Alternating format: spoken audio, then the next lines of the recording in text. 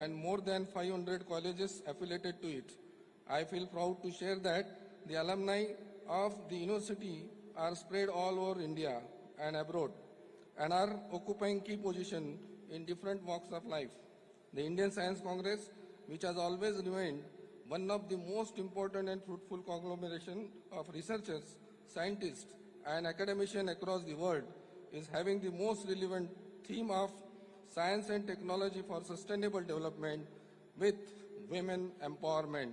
Fortunately, today is the birthday of Kranti Jyoti Savitribai Phule, and best wishes to all on this occasion. It offers us a special opportunity to bring together professors, researchers, and scholars around the globe and serve as a platform to deliver innovative research results and latest trends and development in the field of science. The focal drive of this Congress is to exchange ideas, and by participating in this exchange, it hopes that all delegates who will benefit from the Congress can apply it in managing activities in their areas. I wish you all a very productive Congress with exciting and encouraging discussion and exchange of knowledge, research, and ideas in science and technology. I once again welcome you all for this mega event. Thank you. Thank you very much. Thank you, sir. Now the person full of energy and positivity, the Deputy Chief Minister of Maharashtra, Shri Devendraji Fadnavis. May I request Devendraji Fadnavis to please address the gathering.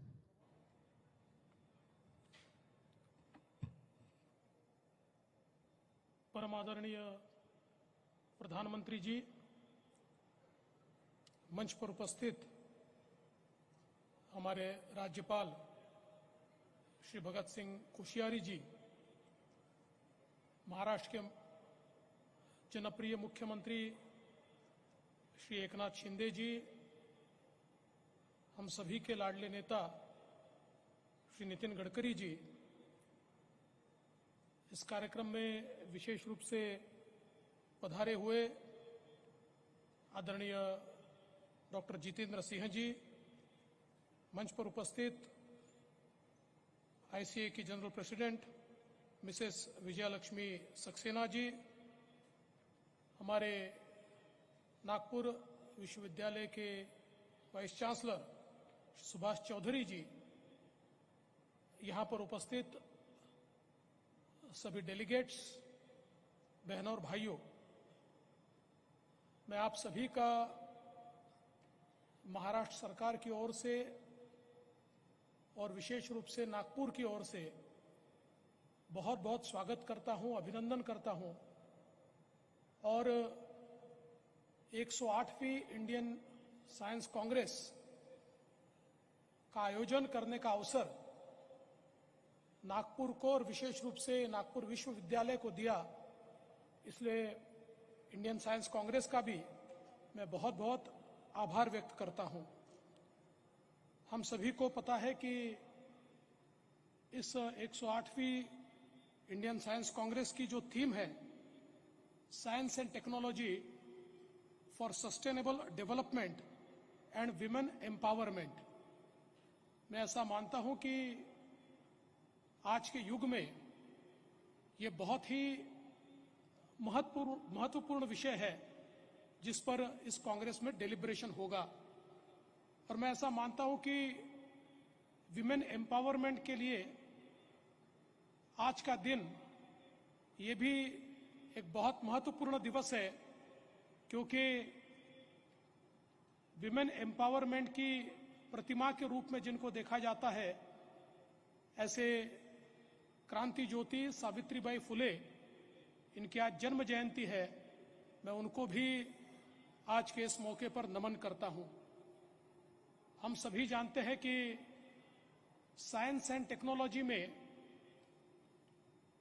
ये ताकत है कि जिस प्रकार की gender equality sustainable development goals में हम लोग अचीव करना चाहते हैं, 2030 तक जिस जेंडर इक्वालिटी की बात हम लोग करते हैं उस तक पहुंचना है, तो उसका माध्यम ये साइंस एंड टेक्नोलॉजी हो सकता है।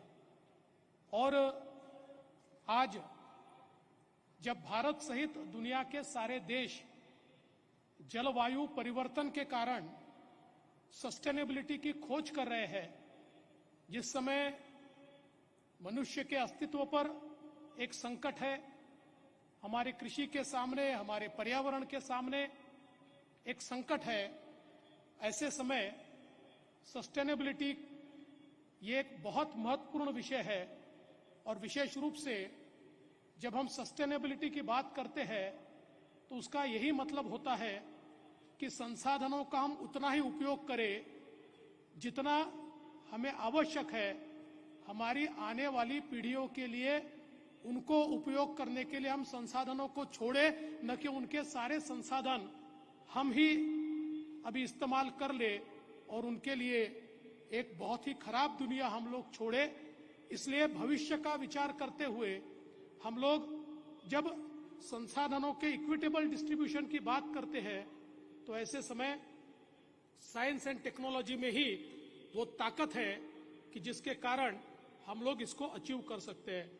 विशेष रूप से हमारे प्रधानमंत्री जी के नेतृत्व में जिस प्रकार से देश ने तरक्की की है, विज्ञान और तंत्रज्ञान के क्षेत्र में जिस प्रकार का परिवर्तन हुआ है, भारत ने अपनी ताकत कोरोना के समय पूरे दुनिया को दिखाई, जब भारत ने अपने देश में तैयार की हुई वैक्सीन ये 125 करोड़ लोगों तक पहुंचाई और देश को तो बचाया, पर कई देशों के नागरिकों को भी भारत की वैक्सीन के कारण जीवदान मिला।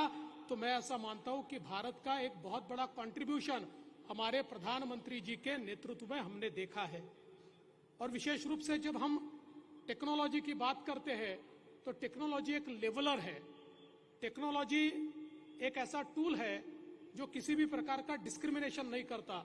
उसको ये नहीं पता होता कि व्यक्ति पुरुष है या स्त्री है, वो अमीर है या गरीब है, वो किस जाति का है, समाज का या धर्म का है। वो एक इस प्रकार की लेवल प्लेइंग फील्ड तैयार करता है, जिसके कारण मैं ऐसा मानता हूं कि निश्चित रूप से सभी को अपॉर्चुनिटी मिलती है और इस अपॉर्चुनिटी के कारण सभी को ग्रो होने का, सभी को विकसित होने का एक अवसर मिलता है। मैं आज के इस मौके पर निश्चित रूप से इतना ही कहूंगा, 108वीं इंडियन साइंस कांग्रेस ये यशस्वी तो होगी ही, लेकिन यहां पर जो डेलिब्रेशंस होंगे साइंस एंड टेक्नोलॉजी के फील्ड में और विशेष रूप से उसके आधार पर विमेन एम्पावरमेंट के फील्ड में हम जरूर इसके कारण बहुत बड़ी तरक्की करेंगे। और साथ साथ आने वाले दिनों में विशेष रूप से हमारी जो विमेन पावर है, हमारी जो नारी शक्ति है, इस शक्ति का आविष्कार हमारा समूचा देश देखेगा और उसी के भरोसे हम सब लोग मिलकर तरक्की कर पाएंगे। मैं फिर एक बार इस 108वीं इंडियन साइंस कांग्रेस को बहुत बहुत शुभकामनाएं देता हूं और यहां पर मुझे निमंत्रित किया, इसलिए आभार व्यक्त करते हुए अपने शब्दों को विराम देता हूं। जय हिंद, जय महाराष्ट्र, जय भारत। धन्यवाद माननीय उप मुख्यमंत्री जी। अब मैं बुलाना चाहूंगी academician as well as socially very active doctor Jitendra ji Singh, the honourable minister for science and technology. Doctor साहब, इन्होंने बहुत मदद की इस 108वीं कॉन्फ्रेंस के लिए। डॉक्टर जितेंद्र सिंह।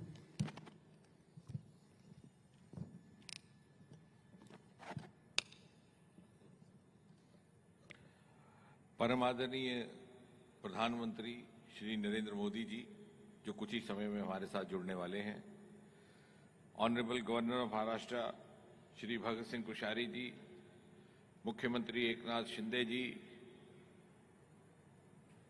हमारे भारत सरकार के वरिष्ठ मंत्री और हम सबके आदरणीय श्री नितिन गडकरी जी, उप मुख्यमंत्री और हमारे मित्र Shri Devendra Fadnavis ji, vice chancellor doctor Chaudhary, doctor Vijay Lakshmi, members of the faculty, students, delegates, ladies and gentlemen, हम सब के लिए आज ये बहुत ही सौभाग्य एवं आनंद का विषय है कि आज 2 वर्ष के विलंब के बाद हम 108वीं इंडियन साइंस कांग्रेस के इस अधिवेशन के लिए नागपुर की नगरी में एकत्रित हुए हैं और एक ऐसे समय एकत्रित हुए हैं जबकि नव वर्ष का शुभारंभ भी हुआ है और ये वर्ष भारतवर्ष के लिए अनेकों कारणों से महत्वपूर्ण साबित होने वाला है।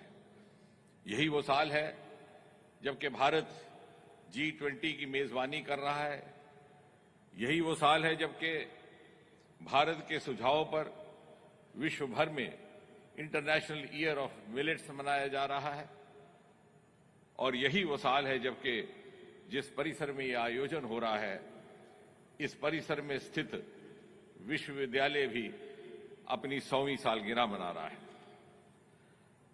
हम सबके लिए एक सुखद अनुभव ये भी रहेगा कि जब हम विज्ञान एवं नवाचार के क्षेत्र में अपनी जानकारियां, अपना अध्ययन साझा करेंगे तो हमें ये भी ध्यान में रहे कि इस समय देश एक ऐसे दौर से गुजर रहा है जब भारत की विज्ञान की उपलब्धियों के कारण दुनिया उसे इज्जत एहतराम की निगाह से देखने लगी है।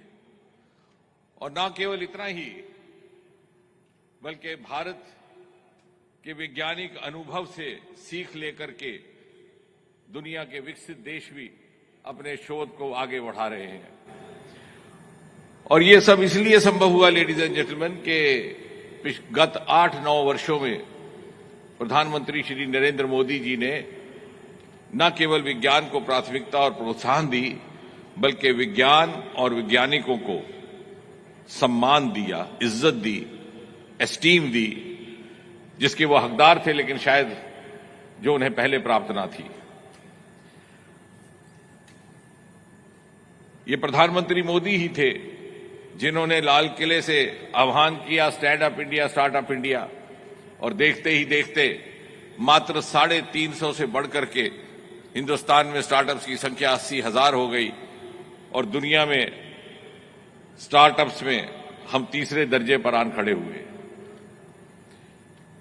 ये प्रधानमंत्री मोदी हैं जिन्होंने हिंद महासागर में छिपी हुई अपार संपत्ति का एहसास करवाने हेतु हमें एक बार नहीं बल्कि 2-2 बार अपने स्वतंत्रता दिवस संबोधन में 2021 और 2022 में डीप ओशन मिशन का उल्लेख किया। और ये प्रधानमंत्री मोदी हैं जिन्होंने अंतरिक्ष विभाग को गोपनीयता के पर्दे से निकालकर प्राइवेट पार्टिसिपेशन के लिए खोल दिया। परिणाम ये कि आज वहां प्राइवेट रॉकेट भी लॉन्च होते हैं और साथ ही साथ हमारा गगनयान भारतीय मूल के मानव को अंतरिक्ष ले जाने के लिए तैयार है। इतना ही नहीं, इस बदलते हुए वातावरण में आज अंतरिक्ष विभाग भारत की अर्थव्यवस्था में एक प्रमुख योगदान भी करने लगा है। आपको हैरत भी होगी और गर्व भी महसूस होगा जब मैं ये बात आपसे साझा करूं कि आज तक कुल मिलाकर के भारतवर्ष में इसरो के माध्यम से लॉन्च किए गए विदेशी सैटेलाइट्स की संख्या 386 है, जिनमें से लगभग 351 यानी 90% मोदी जी के कार्यकाल में लॉन्च किए गए। और ये आमदन का इतना बड़ा स्रोत बना कि यदि हमने अभी तक इन विदेशी सैटेलाइट्स के माध्यम से 220 मिलियन यूरोज कमाए हैं तो उसमें से 187 मिलियन यूरोज लगभग 80-90% गत 8-9 वर्षों में मोदी जी के ही कार्यकाल में। और हम अमेरिका जिसने अपनी अंतरिक्ष यात्रा हमसे बहुत पहले प्रारंभ की थी उसके सैटेलाइट्स लॉन्च करने में भी पीछे नहीं हटे। कुल मिलाकर के 115 मिलियन डॉलर्स कमाए गए जिसमें से 98 million dollars 98 million almost 85% Modi ji के कार्यकाल में पिछले 8-9 वर्षों। इसका अर्थ यह हुआ कि इस देश में प्रतिभा भी थी, योग्यता भी थी, काबिलियत भी थी, मेहनत करने का मादा भी था, जुनून भी था, आंखों में सितारे भी थे। परंतु कमी थी तो उस वातावरण की जो मोदी जी ने हमें उपलब्ध करवाया है कि हर व्यक्ति अपनी प्रतिभा, अपनी क्षमता, अपनी योग्यता के अनुकूल राष्ट्र निर्माण में भरपूर योगदान दे सके। और आज जब हम 2022 में 108वीं इंडियन साइंस कांग्रेस में बैठ करके मंथन करेंगे तो हमें ये भी ध्यान रहे कि ये नींव है 2047 के भारत की। Ladies and gentlemen, India today is a part of a global world, and to play that role of a global nation, we have to live up to the global benchmarks. Our challenges are global, our concerns are global. चाहे वो climate है, चाहे वो clean energy है, चाहे वो artificial intelligence है, और इसलिए अनिवार्य बन जाता है to move to the next level, and the next level is that of sustainability. Sustainable startups, sustainable research, जिसके लिए अनिवार्य है optimum synergy between research, academia and industry. Don't forget industry. और इसलिए very appropriately, very thoughtfully, the focal theme of this year's Congress is sustainable science and technology for sustainable development and women empowerment. बहुत समय ना लेते हुए, वक्त की मर्यादा को ध्यान में रखते हुए, मैं अपनी बात केवल ये कहकर के समाप्त करूंगा कि if the ultimate litmus test of any successful scientific endeavor is as to how much it contributes to the well-being of a common citizen, as to how much it contributes to the ease of living of a common citizen, then I can say with a certain amount of confidence that the 108th Indian Science Congress being held in Nagpur will pave the way for India's ascent through 21st century to emerge as an evolved society, a model society among the comity of world nations. धन्यवाद. Thank you. धन्यवाद मंत्री महोदय। अब मैं बुलाना चाहूंगी ऐसी शख्सियत को, भारत में कहीं भी जब हम रास्तों से जाते हैं तो यह पुल है, यह रास्ता है, निश्चित रूप से गडकरी जी ने बनाया है। रोडकरी के नाम से विख्यात माननीय Nitin ji Gadkari, honourable union transport minister, मैं call upon Nitin ji for his speech.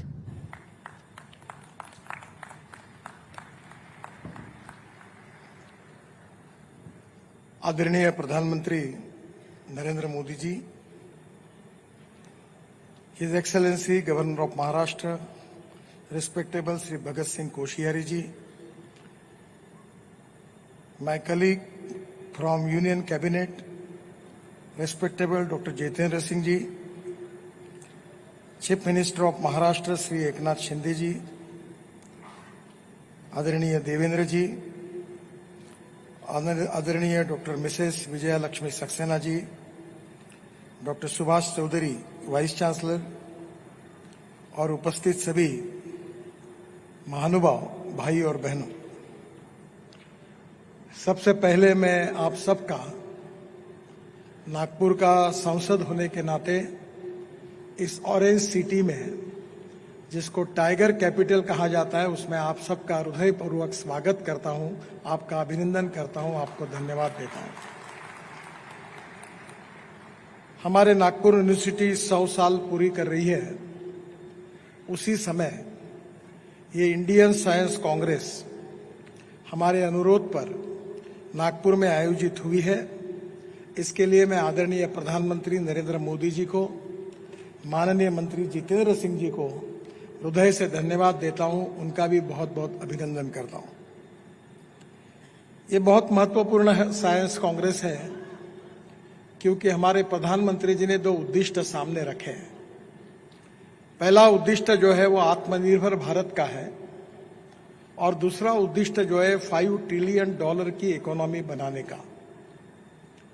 आप सबको पता ही है कि हमारे देश के जीडीपी ग्रोथ में 52 to 54% कंट्रीब्यूशन सर्विस सेक्टर से आता है, 22 to 24% ये मैन्युफैक्चरिंग सेक्टर से आता है, और 12 से 14% केवल एग्रीकल्चर एंड अलाइड सेक्टर से आता है। आज भी हमारी 65% पॉपुलेशन गांवों में बसी है। गांव, गरीब, मजदूर और किसान, इनके विकास के लिए साइंस का उपयोग करके, सस्टेनेबल टेक्नोलॉजी का उपयोग करके हमें GDP growth rural, agriculture and tribal India में बढ़ानी होगी।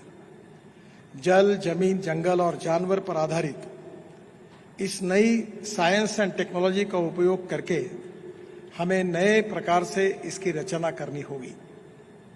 I always tell it to the people two important philosophies. One is conversion of knowledge into wealth. The innovation, entrepreneurship, science, technology, research, skilled and successful practices, we name it as knowledge, and conversion of knowledge into wealth is the future. At the same time, no material is waste, no person is waste. It is depending upon the appropriate technology and the vision of the leadership that you can convert waste into wealth. Exactly, I feel that this is the big challenge to all of you. We need research, need-based research, region-based research, and the availability of the raw material. That is to be most important thing where our research is very important. And at the same time, we need to reduce our import and increase our export. जो import कम करना है उसके लिए technology का उपयोग करके हम क्या कर सकते हैं, इसी से आत्मनिर्भर भारत बनने वाला है. Ethics, economy, ecology and environment. Three important is, these are the important pillar of the Indian economy. और इसमें इकोनॉमी का विकास करने के लिए विज्ञान के बिना कुछ होगा नहीं. The futuristic technology in agriculture, futuristic technology in the rural and agriculture and tribal India is very important, because the GDP contribution from the rural agriculture and tribal India is negligible. Without increasing the growth in the agriculture and rural and tribal India, we cannot make Atmanirbhar Bharat. And that is most important thing for all of you. The most important thing is we need appropriate research. At the same time, the economic viability is very important. Proven technology, economic viability, availability of raw material, and marketability, these are the important things. Today I feel that this is the time and big challenge for all of you, that how we can make India strong in agriculture, rural and tribal area. The other sectors are equally important. I am really happy. Today the Nagpur University is completing 100 years. At the same time, I am also the student of this university, and that is to be a great pleasure and pride for me. Today the Indian Science Congress, it is really a huge event which is going to inspire and motivate to the scientists to make new India and making futuristic technology for sustainable growth in the all fields. मुझे बहुत खुशी है कि आप सबके प्रयासों से प्रधानमंत्री जी का जो सपना है आत्मनिर्भर भारत का, $5 ट्रिलियन इकोनॉमी का और वर्ल्ड की सबसे सुपर इकोनॉमिक पावर बनाने का, उसका आधार रिसर्च है, विज्ञान है.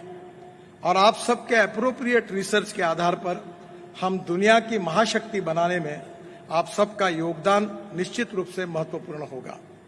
यही इंस्पिरेशन और मोटिवेशन एक कॉन्फ्रेंस से आप सबको मिलेगा. इसी विश्वास के साथ आपको बहुत बहुत बधाई देते हुए मैं अपनी बात को समाप्त करता हूं. धन्यवाद. जय हिंद, जय महाराष्ट्र. धन्यवाद माननीय नितिन जी. अब मैं बुलाना चाहूंगी अनुरोध के साथ, सम्मान के साथ, महाराष्ट्र के लोकप्रिय मुख्यमंत्री, सादगीपूर्ण जिनका व्यक्तित्व है, ऐसे माननीय श्री एकनाथ जी शिंदे.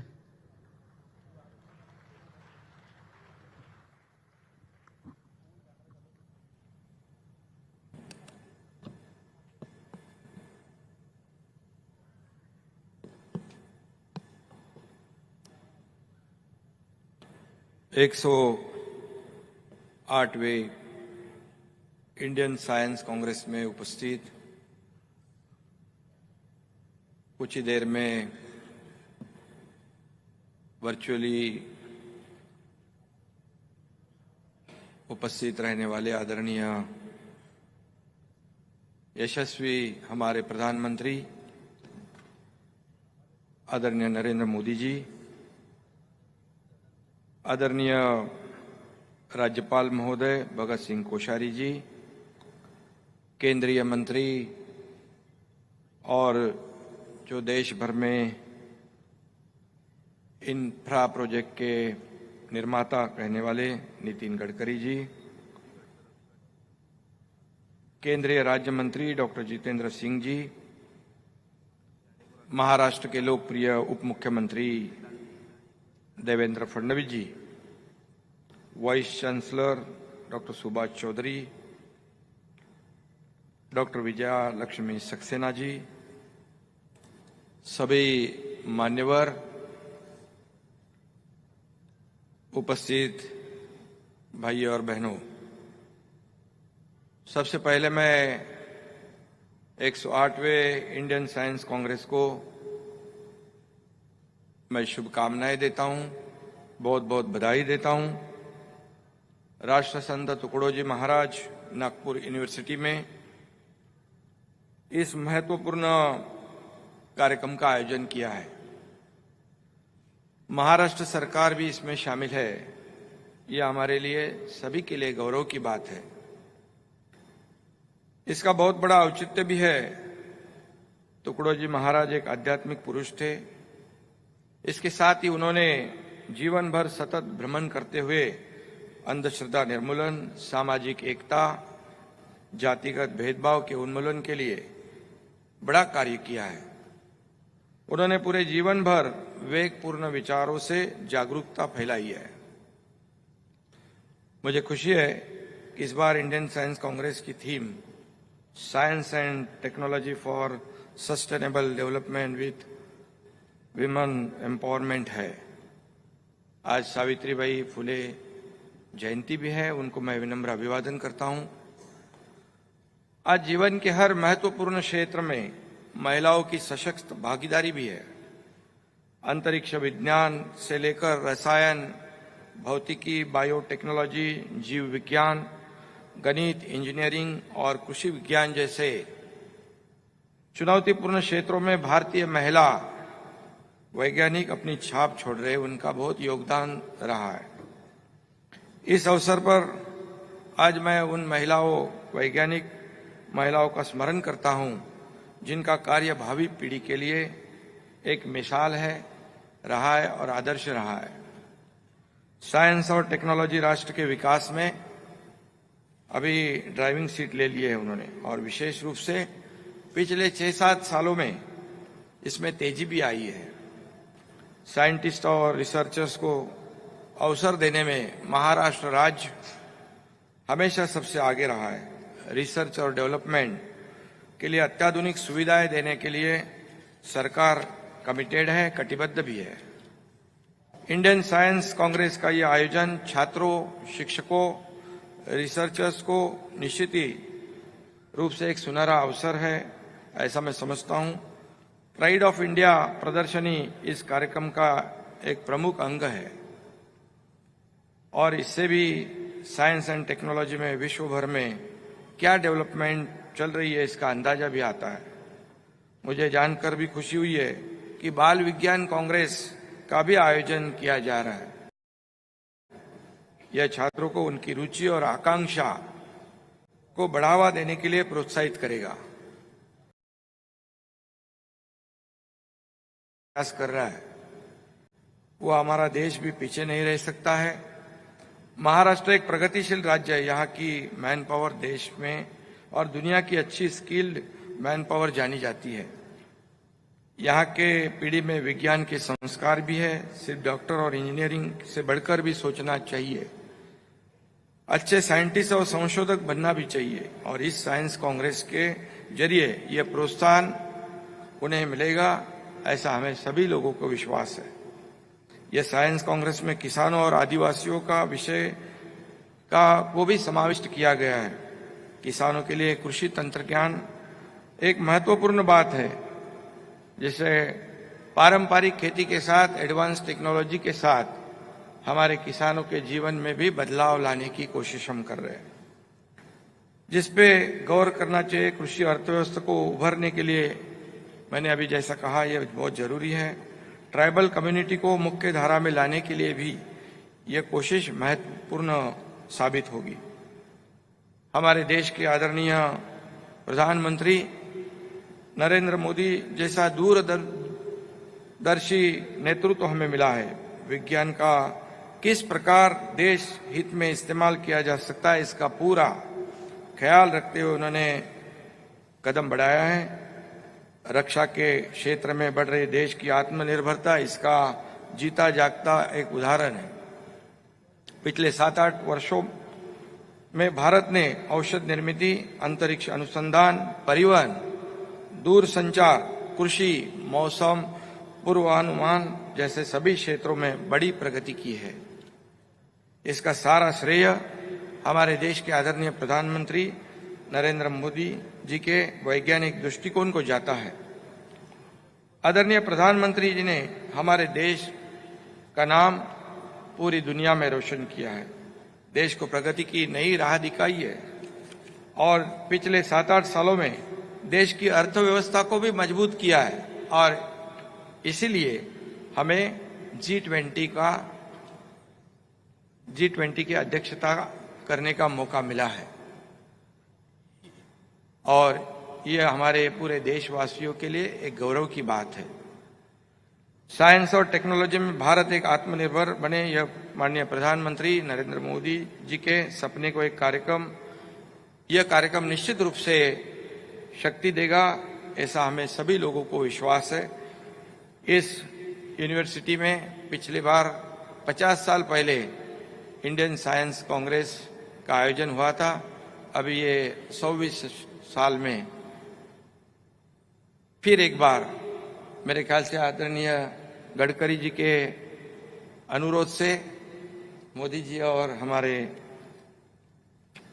राज्य मंत्री जितेंद्र सिंह जी के वजह से ये फिर एक बार मौका इस महाराष्ट्र को, इस नागपुर को मिला है। इसलिए मैं महाराष्ट्र सरकार की ओर से फिर एक बार धन्यवाद देना चाहता हूं और फिर एक बार इंडियन साइंस कांग्रेस को ढेर सारी शुभकामनाएं देता हूं, बधाई देता हूं। धन्यवाद। जय हिंद, जय महाराष्ट्र। धन्यवाद माननीय मुख्यमंत्री जी। महाराष्ट्र प्रदेश के महामहिम राज्यपाल, आडंबर रहित व्यक्तित्व माननीय भगत सिंह जी कोश्यारी, आप सादर आमंत्रित हैं अपने विचारों के साथ। माननीय भगत सिंह जी कोश्यारी।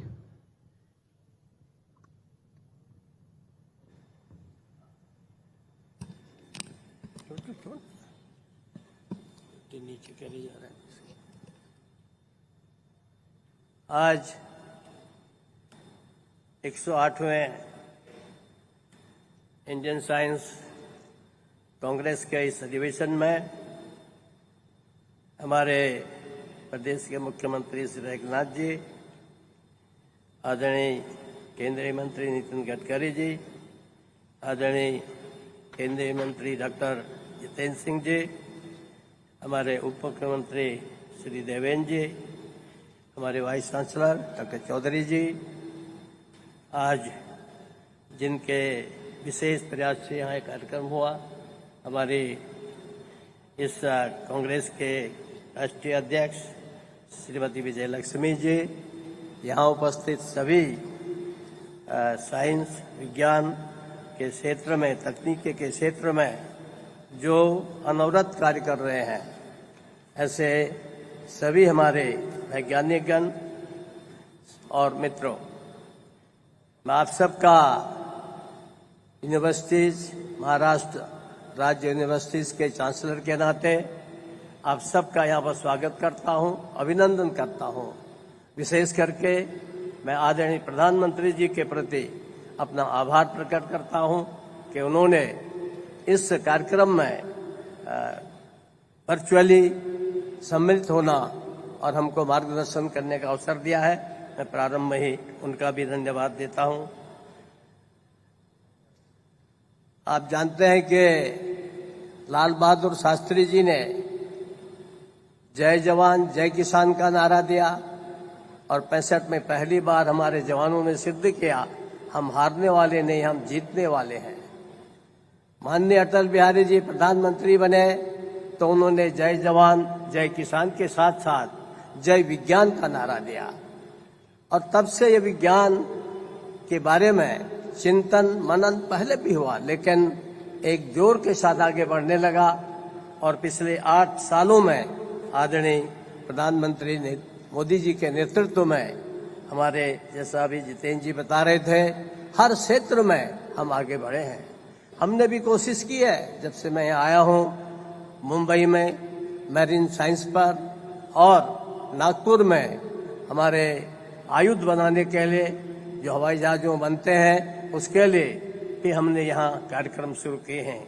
हमारी कोशिश है कि हमारे वैज्ञानिक आगे बढ़े। मैं तो आपसे केवल इतना ही निवेदन करूंगा कि देखिए, हमारा भारतवर्ष ये ऋषि मुनियों का देश कहलाता है। And who are these rishi munis? Why they are called rishis? Why they are called seers?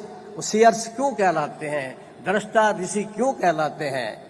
वो ऋषि दृष्टा इसलिए कहलाते हैं, they could see beyond time and space. समय और स्पेस से आगे वो देख सकते थे। और आज के युग में मैं कह सकता हूं कि आज के युग में हमारे जो ऋषि हैं, जो हमारे इस प्रकार के दृष्टा हैं, वो आज आप जैसे सभी साइंटिस्ट हैं, आप जैसे सभी वैज्ञानिक हैं। और मुझे विश्वास है कि जैसे हमारे ऋषि मुनियों ने एक प्रकार से आध्यात्मिक जगत में न केवल दुनिया की चीजें प्राप्त की, बल्कि आत्मा को प्राप्त किया, भगवान को प्राप्त किया। मुझे बहुत बार लोग कहते हैं कि कोश्यारी जी, गवर्नर साहब, ये तो आर्टिफिशियल इंटेलिजेंस का जमाना है। नो डाउट, निश्चय ही हम आर्टिफिशियल इंटेलिजेंस के जमाने में रह रहे हैं, लेकिन ये भारतवर्ष है, इसने दुनिया को दिखाना है। आज जो सपना हमारे विवेकानंद जी ने देखा था, जो दुनिया को उन्होंने बताया था कि 21वीं सदी में भारत ये हमारा सारी दुनिया को दिशा देगा, उसका नेता बनेगा। वो क्यों? वो आध्यात्मिक क्षेत्र में नेता बनेगा। प्रधानमंत्री मोदी जी के एक आह्वान पर सारे दुनिया के लोगों ने योग को ग्रहण करके ये सिखा दिया है कि हम उस आध्यात्मिक नेतृत्व के उसमें आगे बढ़ रहे हैं। मुझे तो बहुत खुशी होती है जब मैं पढ़ता हूँ कि आर्नोल्ड टॉइनबी जैसे इतिहासकार ने 1951 में कहा था कि 21st century will be the 21st century will be the century of India and that will be of the spirituality। तो आज हम उस स्पिरिचुअलिटी के ओर जा रहे हैं और हमारा देश आज उस ओर बढ़ रहा है। आज की नैतिक शिक्षा, आज के हमारे नई शिक्षा नीति में भी उस दिशा में प्रयास किया जा रहा है। मेरा विश्वास है कि हम सब लोग जो वैज्ञानिक हैं, अगले 3 दिन में यहाँ विविध विषयों पर विचार करेंगे। मुझे बहुत खुशी हुई कि जब मैंने देखा विजय लक्ष्मी जी मुझे यहाँ देने के लिए आई थी, क्या काम करने वाले हैं, कि ट्राइबल वुमन के बारे में। कितनी अच्छी बात है कि आज एक प्रकार से जिन्होंने बड़ा शिक्षा के क्षेत्र में काम किया, महाराष्ट्र से सावित्रीबाई फुले जी का, आदरणीय सावित्रीबाई फुले जी का जन्मदिन है। आज इसका विषय भी और साइंस का जो सस्टेनेबिलिटी में वुमेन एम्पावरमेंट कैसे हो, ये विषय रखा गया है। और ये भी संयोग है कि इंडियन साइंस कांग्रेस की अध्यक्ष विजय लक्ष्मी जी मंच पर बैठी है। मुझे लगता है ये सुंदर सुयोग है और पूरा विश्वास है हमारे प्रधानमंत्री जी स्वयं इस दिशा में हमेशा सजग रहते हैं। और मेरा विश्वास है कि अगले 3 दिनों में निश्चित रूप से आपने जो विषय रखे हैं उन विषयों पर आप ध्यान देंगे, गहन अध्ययन करेंगे और एक नया मार्ग प्रशस्त करेंगे। एक बार फिर आपको सबको बहुत बहुत धन्यवाद और प्रधानमंत्री जी का बहुत बहुत स्वागत। धन्यवाद महामहिम राज्यपाल जी। We all know that Honorable Prime Minister is in the program from the very beginning of this program.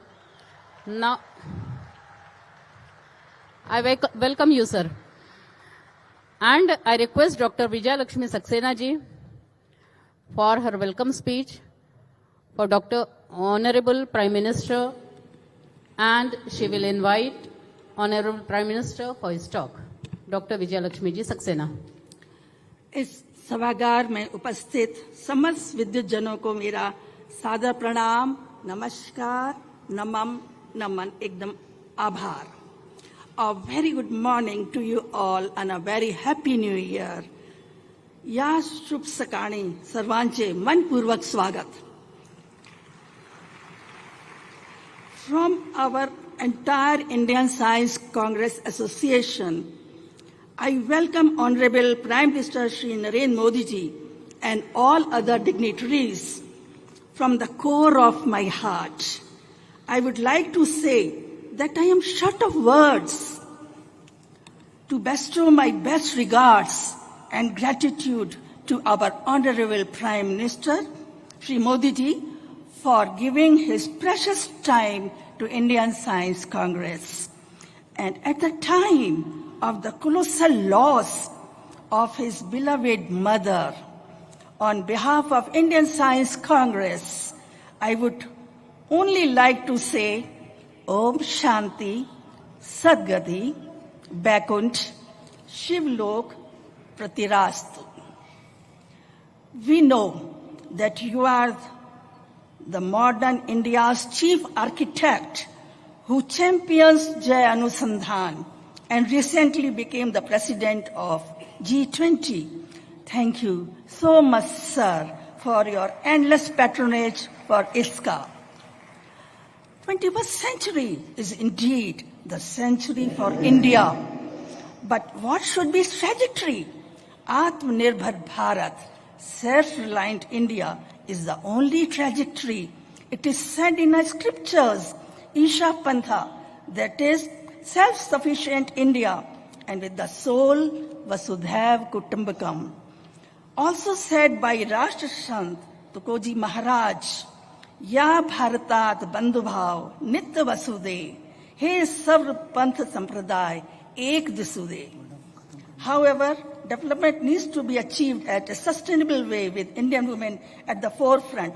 Swachh aur Swasth Bharat, Sashakt aur Sabal Bharat, Samagra aur Saksham Bharat, Satat aur Sanatan Bharat, Beti Bachao Beti Padhao, Mahilaye Haath, Swadhar Greh and Mahila Shakti Kendras are major government initiatives towards a sustainable development with Indian women at the center stage.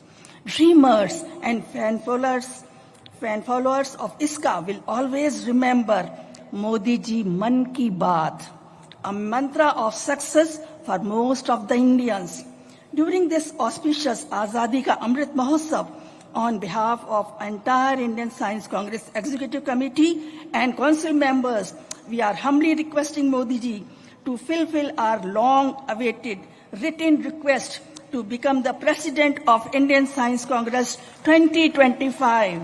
I request you to kindly announce your consent from this platform itself.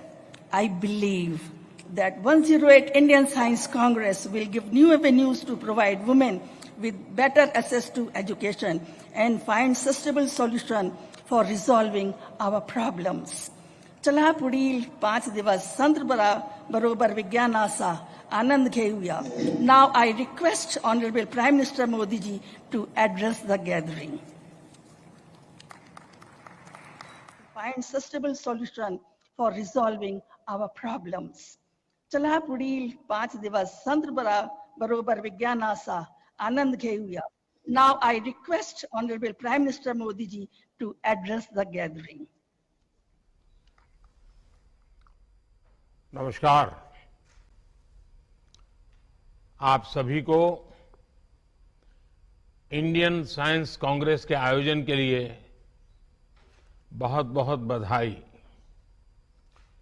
अगले 25 वर्षों में भारत जिस ऊंचाई पर होगा उसमें भारत की वैज्ञानिक शक्ति की भूमिका बहुत महत्वपूर्ण होगी. साइंस में पैशन के साथ जब देश की सेवा का संकल्प जुड़ जाता है तो नतीजे भी अभूतपूर्व आते हैं. मुझे विश्वास है भारत की साइंटिफिक कम्युनिटी भारत को 21वीं सदी में वो मुकाम हासिल कराएगी जिसका वो हमेशा हकदार रहा है. मैं इस विश्वास की वजह भी आपको बताना चाहता हूं. आप भी जानते हैं कि ऑब्जर्वेशन साइंस का मूल आधार है. ऑब्जर्वेशन के जरिए आप साइंटिस्ट पैटर्न फॉलो करते हैं, फिर उन पैटर्न्स को एनालाइज करने के बाद किसी नतीजे पर पहुंचते हैं। इस दौरान एक साइंटिस्ट के लिए हर कदम पर डेटा जुटाना और उसे एनालाइज करना बहुत महत्वपूर्ण होता है। 21वीं सदी के आज के भारत में हमारे पास दो चीजें बहुतायन में हैं। पहली डेटा और दूसरी टेक्नोलॉजी। इन दोनों में भारत के साइंस को नई बुलंदियों पर पहुंचाने की ताकत है। डेटा एनालिसिस की फील्ड तेज रफ्तार से आगे बढ़ रही है। ये इंफॉर्मेशन को इनसाइट में और एनालिसिस को एक्शनेबल नॉलेज में बदलने में मदद करती है। चाहे ट्रेडिशनल नॉलेज हो या मॉडर्न टेक्नोलॉजी, ये दोनों ही साइंटिफिक डिस्कवरी में मददगार होती है। और इसलिए हमें अपने साइंटिफिक प्रोसेसेस को और मजबूत बनाने के लिए अलग अलग टेक्निक्स के प्रति खोजी प्रवृत्ति को विकसित करना होगा। साथियों, आज का भारत जिस साइंटिफिक अप्रोच से आगे बढ़ रहा है, हम उसके नतीजे भी देख रहे हैं। साइंस के क्षेत्र में भारत तेजी से वर्ल्ड के टॉप कंट्रीज में शामिल हो रहा है। 2015 तक हम 130 देशों की ग्लोबल इनोवेशन इंडेक्स में 81 नंबर पर थे, लेकिन 2022 में हम छलांग लगा करके 40वें नंबर पर पहुंच गए हैं। आज भारत पीएचडीज के मामले में दुनिया में टॉप 3 देशों में है। आज भारत स्टार्टअप इकोसिस्टम के मामले में दुनिया के टॉप 3 देशों में है। साथियों, मुझे खुशी है कि इस बार इंडियन साइंस कांग्रेस की थीम भी एक ऐसा विषय है जिसकी दुनिया में सबसे ज्यादा चर्चा हो रही है। विश्व का भविष्य सस्टेनेबल डेवलपमेंट के साथ ही सुरक्षित है। आपने सस्टेनेबल डेवलपमेंट के विषय को विमेन एम्पावरमेंट के साथ जोड़ा है। मैं मानता हूं कि व्यावहारिक रूप से भी ये दोनों एक दूसरे से जुड़े हुए हैं। आज देश की सोच केवल ये नहीं है कि हम साइंस के जरिए विमेन एम्पावरमेंट करें, बल्कि हम विमेन की भागीदारी से साइंस का भी एम्पावरमेंट करें। साइंस और रिसर्च को नई गति दें, ये हमारा लक्ष्य है। अभी भारत को G20 समूह की अध्यक्षता की जिम्मेदारी मिली है। G20 के प्रमुख विषयों में भी विमेन लेड डेवलपमेंट एक बड़ी प्राथमिकता का विषय है। बीते 8 वर्षों में भारत ने गवर्नेंस से लेकर सोसाइटी और इकोनॉमी तक इस दिशा में कई ऐसे असाधारण काम किए हैं जिनकी आज चर्चा हो रही है।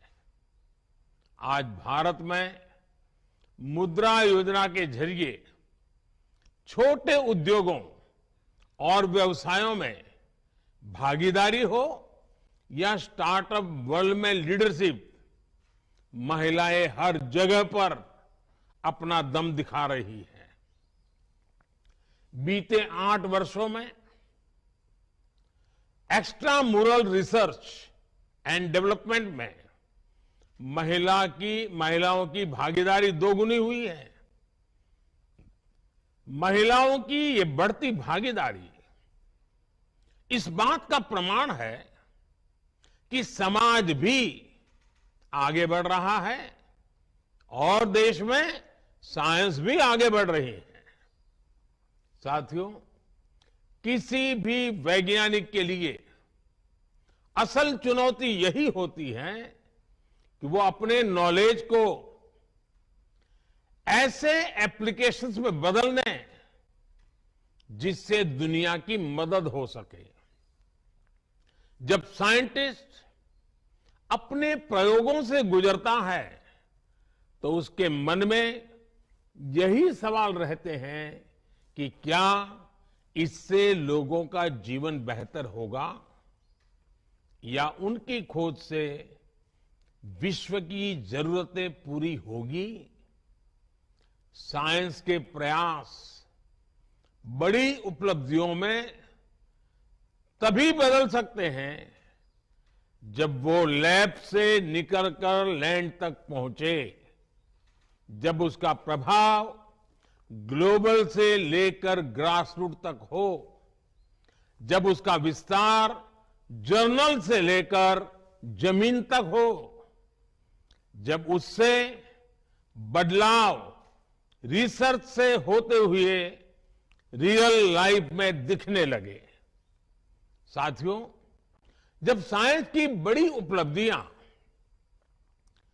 एक्सपेरिमेंट से लेकर लोगों के एक्सपीरियंस तक का सफर तय करती है तो इससे एक अहम संदेश जाता है। ये बात युवाओं को बहुत प्रभावित करती है। वो सोचते हैं कि साइंस के जरिए वो पूरी दुनिया को प्रभावित कर सकते हैं। ऐसे युवाओं को आगे बढ़ाने के लिए इंस्टीट्यूशनल फ्रेमवर्क की आवश्यकता होती है ताकि उनकी आकांक्षाओं का विस्तार किया जा सके, उन्हें नए अवसर दिए जा सके। मैं चाहूंगा कि यहां मौजूद वैज्ञानिक ऐसा इंस्टीट्यूशनल फ्रेमवर्क विकसित करें जो युवा प्रतिभाओं को आकर्षित करे और उन्हें आगे बढ़ने का मौका दे। उदाहरण के लिए टैलेंट हंट और हैकेथॉन के आयोजनों के जरिए साइंटिफिक सोच रखने वाले बच्चों की तलाश की जा सकती है। इसके बाद उन बच्चों की समझ को एक प्रॉपर रोड मैप के जरिए विकसित किया जा सकता है। इसमें सीनियर साइंटिस्ट उनकी मदद कर सकते हैं। आज हम देखते हैं कि स्पोर्ट्स में भारत नई ऊंचाई को छू रहा है। इसके पीछे 2 महत्वपूर्ण वजह हैं। पहला, स्पोर्ट्स की प्रतिभाओं को विकसित करने के लिए देश में इंस्टीट्यूशनल फ्रेमवर्क को मजबूत बनाया गया। दूसरा, स्पोर्ट्स में गुरु शिष्य परंपरा का अस्तित्व और प्रभाव, जहां नई प्रतिभाओं को पहचानकर उन्हें आगे बढ़ाया जाता है, वहां शिष्य की सफलता में गुरु अपनी कामयाबी देखते हैं। ये परंपरा साइंस के क्षेत्र में भी सफलता का मंत्र बन सकता है। साथियों, आज आपके सामने कुछ ऐसे विषय भी रखना चाहता हूं जो भारत की साइंस की दिशा तय करने में मददगार होंगे। भारत की आवश्यकता की पूर्ति के लिए भारत में साइंस का विकास, ये हमारे वैज्ञानिक समुदाय की मूल प्रेरणा होनी चाहिए। भारत में साइंस भारत को आत्मनिर्भर बनाने वाली होनी चाहिए। हमें यह भी ध्यान रखना है कि आज दुनिया की 17-18% मानव आबादी भारत में रहती है। ऐसे साइंटिफिक वर्क्स जिनसे भारत की जरूरतें पूरी होगी, उनसे विश्व की 17-18% मानवता को गति मिलेगी और इसका प्रभाव संपूर्ण मानवता पर पड़ेगा। इसलिए हम ऐसे विषयों पर काम करें जो आज पूरी मानवता के लिए जरूरी है। उदाहरण के लिए अगर हम एक विषय ले लें, एनर्जी। बढ़ते हुए भारत की एनर्जी नीड्स लगातार बढ़ने ही वाली है। ऐसे में भारत की साइंटिफिक कम्युनिटी अगर एनर्जी रिक्वायरमेंट से जुड़े इनोवेशंस करती है तो उससे देश का बहुत लाभ बड़ा होगा। खासकर हाइड्रोजन एनर्जी की अपार संभावनाओं के लिए देश नेशनल हाइड्रोजन मिशन पर काम कर रहा है। इसे सक्सेसफुल बनाने के लिए जरूरी है कि इलेक्ट्रोलाइजर जैसे विभिन्न एसेंशियल कंपोनेंट्स देश में ही बने। इस दिशा में अगर किन्हीं नए ऑप्शन की गुंजाइश है तो उस दिशा में भी रिसर्च हो। हमारे वैज्ञानिकों को और इंडस्ट्री को इसके लिए साथ मिलकर काम करना होगा। साथियों, आज हम एक ऐसे दौर में जी रहे हैं जब मानवता पर नई नई बीमारियों का संकट मंडरा रहा है। हमें नए वैक्सीन तैयार करने के लिए रिसर्च एंड डेवलपमेंट को बढ़ावा देना होगा। जैसे आज हम बाढ़ या भूकंप जैसी त्रासदियों से निपटने के लिए पहले से तैयार रहते हैं, उसी तरह हमें इंटीग्रेटेड डिसीज सर्वेलेंस के जरिए समय रहते बीमारियों की पहचान करनी होगी और उससे निपटने के उपाय करने होंगे। इस लक्ष्य को हासिल करने के लिए अलग अलग मंत्रालयों को मिलकर काम करना होगा। लाइफ यानी लाइफस्टाइल फॉर एनवायरमेंट, इसके बारे में भी आप सभी मेरे साथी भली भांति जानते हैं। हमारी साइंस कम्युनिटी इस दिशा में बड़ी मदद कर सकती है। साथियों, भारत के आह्वान पर संयुक्त राष्ट्र ने इस वर्ष यानी 2023 को इंटरनेशनल ईयर ऑफ मिलेट्स घोषित किया है। ये हर भारतवासी के लिए बहुत गौरव की बात है। भारत के मिलेट्स और उनके इस्तेमाल को ज्यादा बेहतर बनाने की दिशा में काम किया जा सकता है। वैज्ञानिक समुदाय द्वारा बायोटेक्नोलॉजी की मदद से पोस्ट हार्वेस्ट लॉस को कम करने की दिशा में प्रभावी कदम उठाए जा सकते हैं। साथियों, आज वेस्ट मैनेजमेंट के सेक्टर में भी वैज्ञानिक अनुसंधान की अपार संभावनाएं हैं। Municipal solid waste, electronic waste, biomedical waste, agricultural waste, ऐसे क्षेत्र हैं जिसका लगातार क्षेत्र का विस्तार हो रहा है। इसलिए ही पिछले वर्ष बजट में सरकार ने सर्कुलर इकोनॉमी पर बहुत जोर दिया था। जब हमें मिशन सर्कुलर इकोनॉमी को और मजबूत करना है, इसके लिए हमें ऐसे इनोवेशंस पर काम करना होगा जिससे मेटल और प्लास्टिक स्क्रैप का बेहतर इस्तेमाल हो सके। हमें प्रदूषण कम करने और स्क्रैप को उपयोगी बनाने पर एक साथ काम करना होगा। साथियों, आज भारत स्पेस सेक्टर में भी नई ऊंचाइयों को छू रहा है। Low cost satellite launch vehicles की वजह से हमारी क्षमता बढ़ेगी और दुनिया हमारी सेवाएं लेने के लिए आगे आएगी। निजी कंपनियां और स्टार्टअप्स इन अवसरों का फायदा उठा सकते हैं। R&D लैब्स और एकेडमिक इंस्टीट्यूशन से जुड़कर स्टार्टअप्स को आगे बढ़ने का रास्ता मिल सकता है।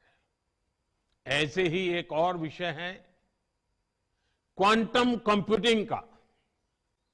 आज भारत क्वांटम फ्रंटियर के तौर पर दुनिया भर में अपनी पहचान बना रहा है। Quantum computers, quantum chemistry, quantum communication, quantum sensors, quantum cryptography और न्यू मटेरियल्स की दिशा में भारत तेजी से आगे बढ़ रहा है। मैं चाहूंगा कि हमारे यंग रिसर्चर्स और साइंटिस्ट क्वांटम के क्षेत्र में एक्सपर्टाइज हासिल करें और इस फील्ड के लीडर बने।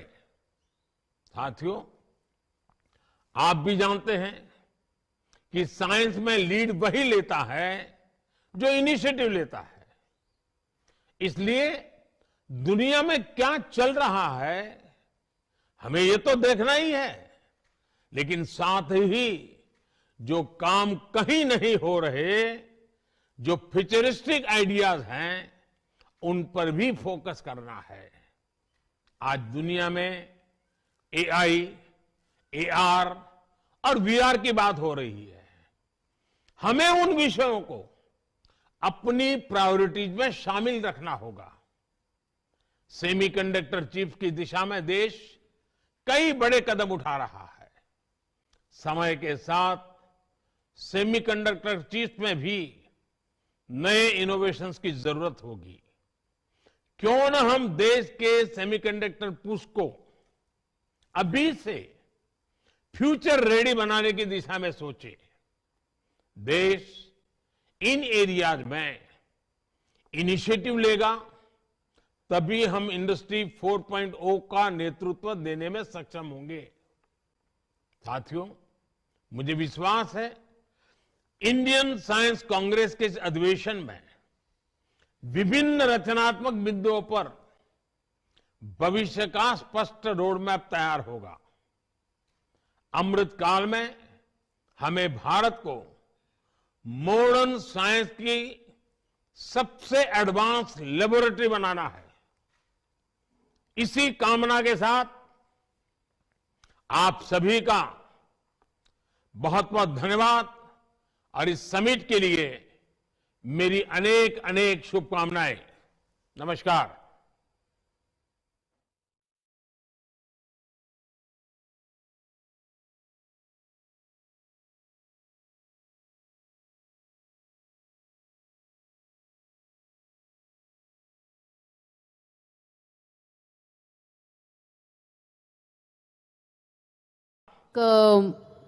टिकट का विमोचन यहाँ होने जा रहा है। I request the postmaster general to come on dash please sir, and request all the dignitaries to release the postal stamp for the centennial year of the Nagpur University. The release of postal stamp.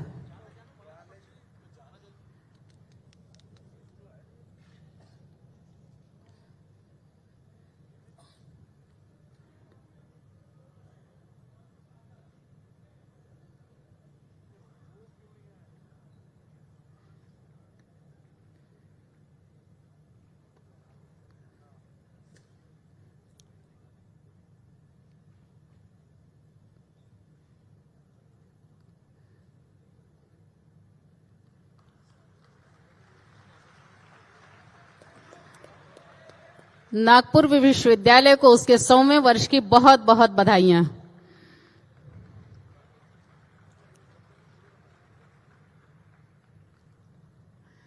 महामहिम राज्यपाल जी, माननीय मुख्यमंत्री जी, माननीय नितिन जी गडकरी, माननीय जितेंद्र सिंह जी, माननीय देवेंद्र जी,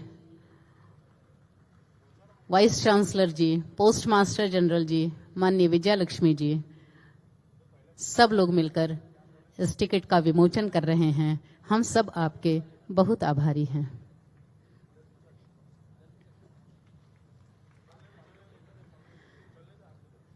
धन्यवाद।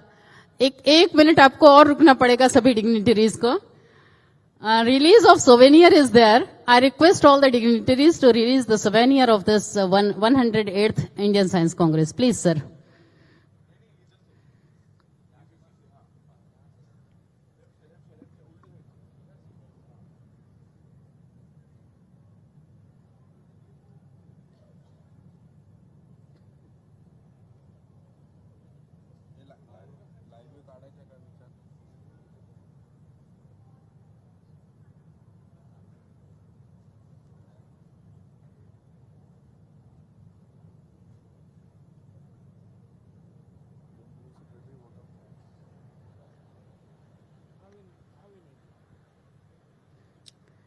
इस स्मारिका का प्रकाशन सभी महानुभावों के हाथ से हो रहा है। हम सब आपके बहुत आभारी हैं सर। आपने हमें यह सम्मान दिया, आप सब यहाँ आए और स्मारिका का विमोचन किया। बहुत बहुत आभार। Thank you everybody. Now I call upon the General Secretary, Membership Affairs, to depict the vote of thanks.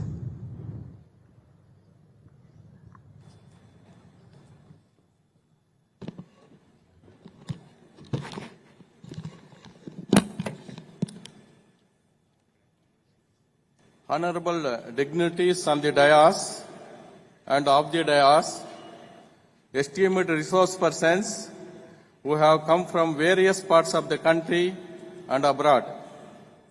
Dear participants, my dear students, it gives me a great pleasure to propose vote of thanks. The world today looking at India with admiration and expectations. India's G20 presidency will enable us to significantly contribute to some of the global issues of the societal impact.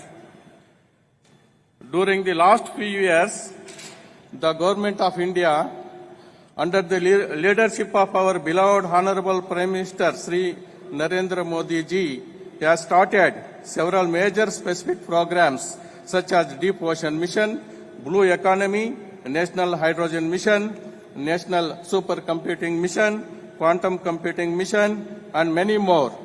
Our Honorable Prime Minister is a great lover of science and technology. The Indian Science Congress Association and the scientific community of the country are ever grateful to the Honorable Prime Minister for his inspiring, exciting, visionary inaugural address. We sincerely thank His Excellency Governor of Maharashtra and Chancellor of RTM Nagpur University, Sri Bhagat Singh Koshari ji, for his unstinted support for the 108th Indian Science Congress. The wealth generators of the nation, Sri Eknath Shinde ji, Honorable Chief Minister of Maharashtra, and Sri Devendra Fadnavis ji, Honorable Deputy Chief Minister, we immensely thank their constant and continuous support for the 108th Indian Science Congress. Here is the most dynamic Honorable Union Minister who converted challenges into opportunities and got laid 43,000 kilometers for national highways in the last 8 years, which is a world record. He has ambitious plans for the country. We are very fortunate for the gracious presence of the Honorable Union Minister Sri Nitin Gadkari ji. The Indian Science Congress Association and RTM Nagpur University profusely thank the Honorable Minister. Dr. Jitendra Singh Ji, as Honorable Minister for Science and Technology and Earth Sciences, with his unstinted twist, wants to make India a leader in science and technology. We wholeheartedly thank for his kind support for the Indian Science Congress Association. We sincerely thank our General President Vijayalakshmi Saxena for leading and steering the Indian Science Congress Association despite the challenging pandemic. We profusely thank Professor Ajay Kumar Sood, Principal Scientific Advisor to the Government of India, Dr. S. Chandrasekhar, Secretary, Department of Science and Technology, Government of India, Dr. Ravichandran, Secretary, Minister of Earth Sciences, Dr. Mrs.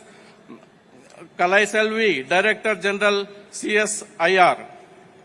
We are highly grateful to Dr. Subhas R. Chaudhary, the Honorable Vice Chancellor of RTM Nagpur University, Nagpur, for association with the 108 Indian Science Congress on making elaborate arrangements.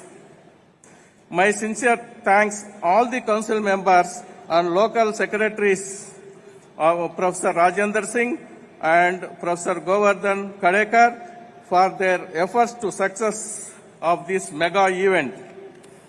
I profusely thank Activa Director Ravi Barakar for excellent design and execution of these arrangements. We are ever grateful to the members of the print and electronic media for their unstinted support in popularizing the scientific programs of the Indian Science Congress Association. Thank you one and all.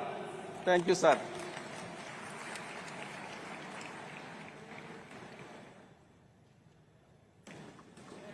Dear students, there is an announcement for you.